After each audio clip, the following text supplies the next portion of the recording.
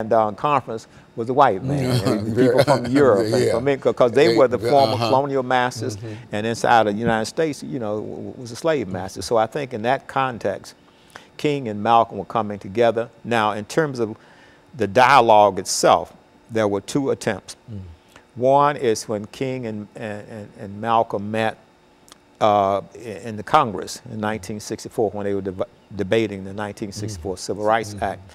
It was just like a Kodak moment or a cameo. They didn't really talk much because they didn't have time, but there's a picture where they came together and they greeted each other, and I think at that point, they both realized, when you see it in that picture, they both knew that they were marked men, that they had made a choice in life that was irreversible, and if they kept going down that path, then they were going to become martyrs. I think they both realized it when they came together at that point. Not only, excuse me, did they realize that, but I think the entire American, especially the entire Black American culture understood that what was the only thing that could come out of what they were saying would be their deaths. Yeah, I think that was quite, that was understood, and that even though they were tragic events, both deaths, that all of us probably said they were not, surprised. Why? Because, everything was sort of leading that way. They were the martyrs of the cause in a real sense. Yes,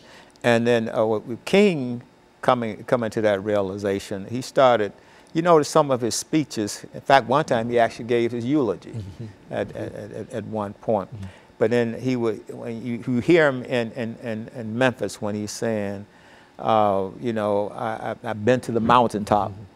And I've looked over. I might not live to see the promised land with you, but I know that we are the people who make it to the promised land. And so I see that in the sense of, throughout King's career, he was more or less a Christ archetype. He followed, the path of Christ. But toward the end, he became more like Moses.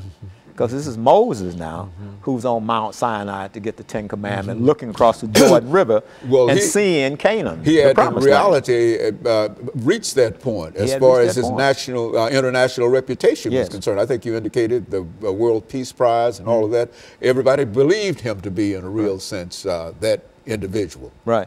And Malcolm would always say, people would ask him, "Are you afraid for your life?" He said, "I'm already a dead man. I live every day like I'm a dead man." And he said the price of freedom is death. Let me thank you, Dr. Al-Hadid, for bringing by that excellent information. And let me encourage our audience to tune in again next week for another informative edition of Comments. Thank you and good morning.